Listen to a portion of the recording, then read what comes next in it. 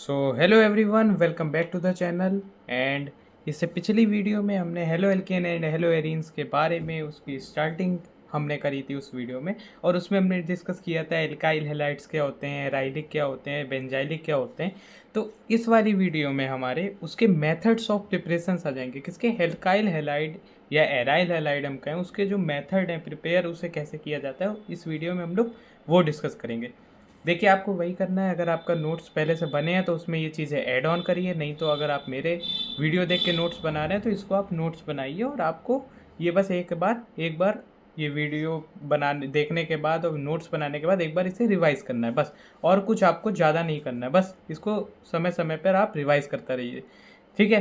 तो देखिए, method of preparations, पहला जो हमारा मेथड आ जाता है वो आ जाता है ल्यूकास रिएजेंट। देखिए, ल्यूकास रिएजेंट जो हमारा, देखिए मैं इसमें जो जो आपको पढ़ा रहा हूँ ना, कोई एनसीईआरटी से बाहर का नहीं है, सब एनसीईआरटी में। अब ये ल्यूकास रिएजेंट जो दे रखा है ये आपका alcohol, phenol and ether chapter में दे रखा है, लेकिन इसको हेलो एल्केन और हेलो एरीन में भी एनसीईआरटी ने डिस्कस किया है, बट विदाउट गिविंग उसका नेम। ठीक है? तो ल्यूकास रिएजेंट क्या होता है? देखिए, ये भी क्वेश्चन कॉम्पिटिटिव एग्जामिनेशन में आ जाता है कि क्या होता है। वो concentrated HCl plus anhydrous ZnCl2 का मिक्सचर होता है। किसका? कंसेंट्रेटेड HCl और एनहाइड्रस ZnCl2। ठीक है?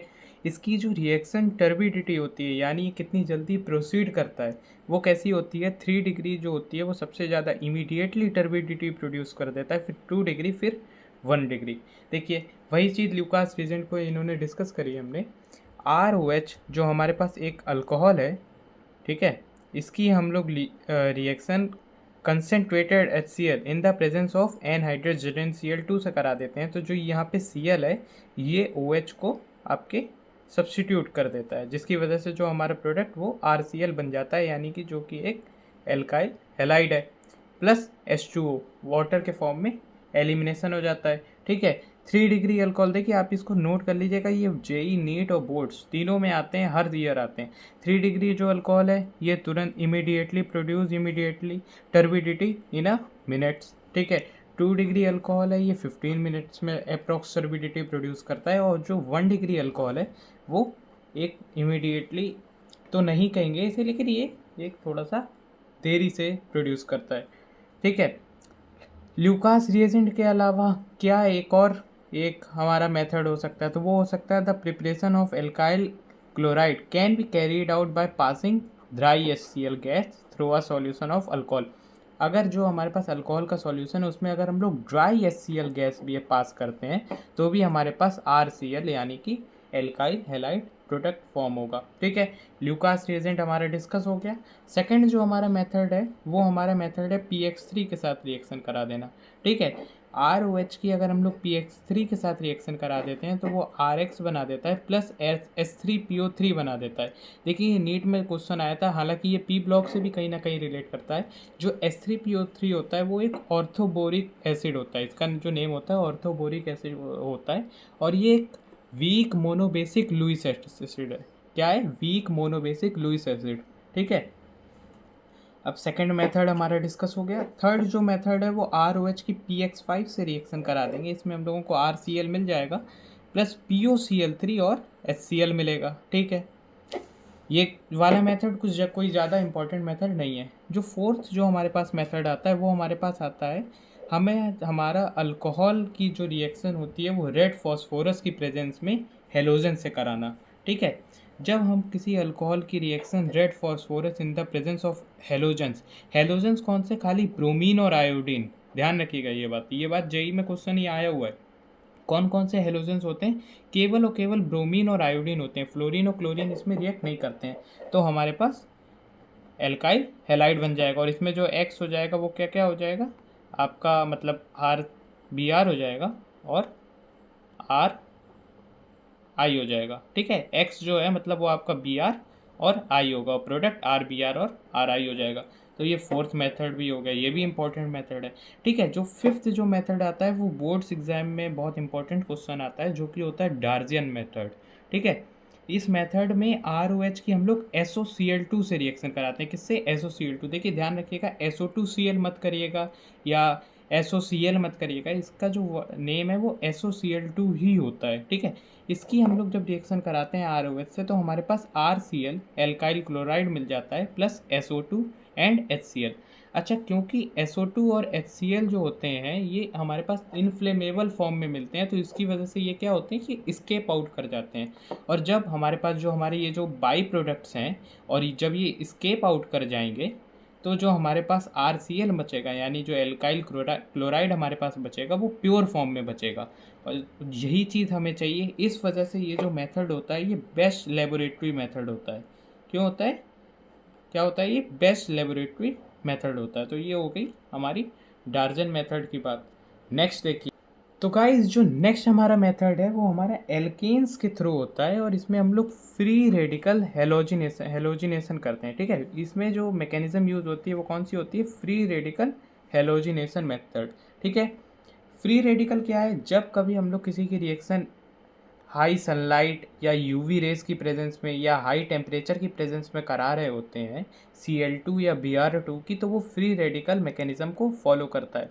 अब देखिए इसमें, अब आप ये तो समझ गए ये किसी ये एल्केन में Cl अटैच होगा, लेकिन अब क्वेश्चन ये आता है ये Cl अटैच किधर होगा? देखिए Cl यहाँ भी अटैच हो सकता है, Cl यहाँ भी अटैच हो सकता है। तो देखिए इसको हम लोग समझते हैं।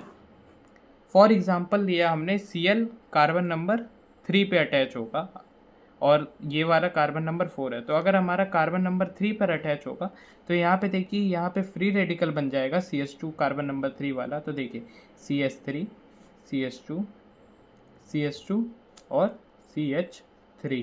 जब यहाँ पे जब फ्री रेडिकल हो गया तो अब ये फ्री रेडिकल के एडजेसेंट कार्बन पे हाइड्रोजन कितने होते हैं? जो कि अल्फा हाइड्रोजन्स होते हैं। तो ये 3 हो गए और ये 2, यानी कि 5 अल्फा हाइड्रोजन। ठीक है, अब C4 कार्बन का देखते हैं। अगर हम C4 कार्बन पे देखेंगे तो CH3 CH2 CH2 और CH3। ठीक है, यहाँ पे फ्री रेडिकल बना हुआ है। तो अब इस कार्बन के एडजेसेंट जो कार्बन है उस पर कितने हाइड्रोजन है? 2 हाइड्रोजन है। इसी को अल्फा हाइड्रोजन कहते हैं। तो अल्फा हाइड्रोजन कितने हो जाएंगे यहाँ पे? 2 अल्फा हाइड्रोजन। और जैसा कि हम लोग जानते हैं हाइपर कॉन्जुगेशन इफेक्ट से, जितने ज़्यादा अल्फा हाइड्रोजन होंगे वो उतना ज़्यादा स्टेबल होगा। तो इसमें 5 अल्फा हाइड्रोजन, इसमें 2 अल्फा हाइड्रोजन। इसका मतलब है ये जो C4 कार्बन वाला जो प्रोडक्ट बनेगा, यानी कि अगर यहाँ पे Cl अटैच होगा तो ये हमारा माइनर प्रोडक्ट बनेगा। कौन सा बनेगा? माइनर। ठीक है, और अगर यहाँ CH2 के पास क्लोरीन अटैच होगा, है ना, क्योंकि ये मोर स्टेबल है, तो यहाँ पे जो हमारा प्रोडक्ट बनेगा वो कौन सा बनेगा? मेजर प्रोडक्ट बनेगा। कौन सा? मेजर। अब आप ये सोचेंगे कि यहाँ पे और यहाँ पर क्यों नहीं अटैच करके बताएं? तो देखिए वो दोनों एक ही बात है। अब अगर हम लोग क्लोरीन यहाँ से अटैच करते हैं तो नंबरिंग यहाँ से हो जाएगी 1 2, तो यानी 2 क्लोरो आपका ब्यूटेन हो जाएगा। वही चीज़ अगर हम लोग इस कार्बन पे करते तो यहाँ क्लोरीन अटैच होता, तब भी 2 क्लोरो ब्यूटेन हो जाता। तो बात एक ही है। ठीक है, अब जो नेक्स्ट हमारे पास मेथड है वो होता है एल्कीन से। एल्कीन्स में क्या होता है? मार्कोनिकोव एडिशन हो जाएगा। मार्कोनिकोव रूल क्या कहता है? इसमें X में जो निगेटिव चार्ज है, यानी कि जो X माइनस निगेटिव चार्ज है, आपका ये निगेटिव चार्ज उस कार्बन एटम पे ऐड होगा जिस कार्बन एटम पे जो हाइड्रोजन्स हैं वो सबसे कम है और वो डबल बॉन्डेड कार्बन हो। ठीक है, अब देखिए इसमें डबल बॉन्डेड कार्बन कौन सा है? ये है और ये है। ये तो डबल बॉन्डेड कार्बन नहीं है, तो निगेटिव चार्ज यहाँ से तो अटैच होने नहीं वाला।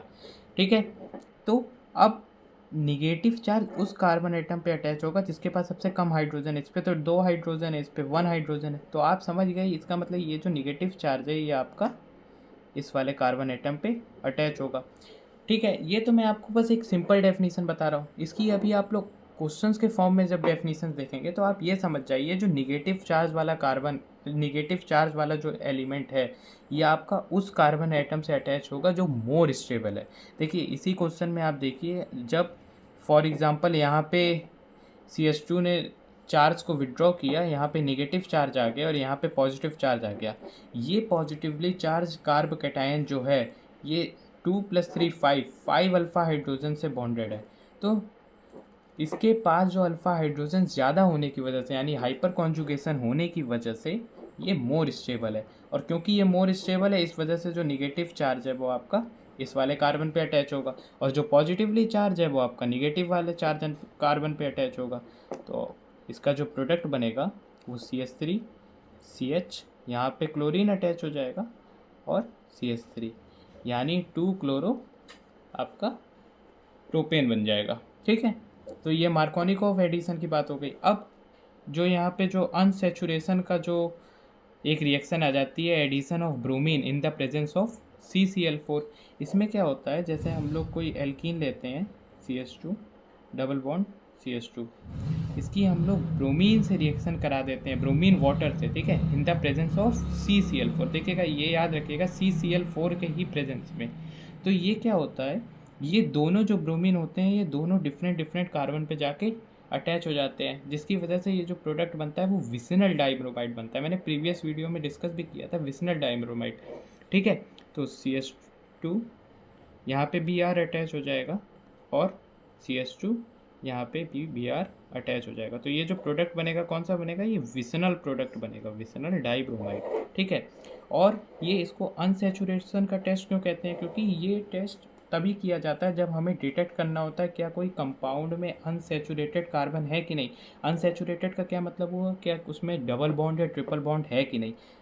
तो इस वजह से हम लोग टेस्ट करेंगे। और डीकलराइजेशन इसे क्यों कहते हैं, क्योंकि जो ये ब्राउन कलर का जो अनसेचुरेटेड कंपाउंड है हमारा, वो इस रिएक्शन के बाद डीकलराइज हो जाता है, यानी ये कलरलेस बन जाता है। ठीक है, क्या हो जाता है, कलरलेस हो जाता है। ठीक है, तो इस वीडियो में इतना ही। नेक्स्ट वीडियो में हम लोग इसके बारे में और इन्फॉर्मेशन करेंगे। Okay, thank you.